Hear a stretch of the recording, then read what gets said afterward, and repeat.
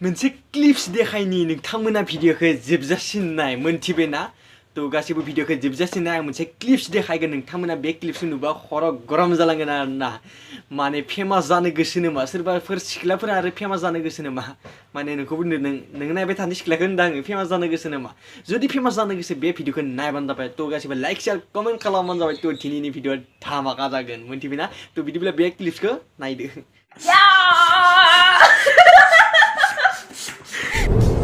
ये क्या है एक्टिंग है मा आसुरितलै बे सिख्लाफोरना मोनथिबायना 1 सेकेन्ड 1 मिनिटनो माने फेमास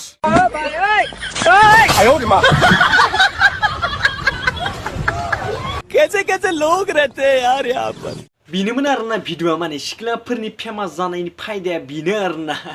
सोरबाफोर जुदि फेमास जानो गोसोबा 1 सेकेन्ड 1 मिनिटनो माने फेमास मा बुङो माने बिसोरानो मोजांलै मा मोनसे आरो दे दिनैनि भिडिअ बेखिनिसै तो गासिबो लाइक शेयार कमेन्ट खालामबानो जाबाय तो नेक्स्ट भिडिअ लोगो मोनसिगोन बाय बाय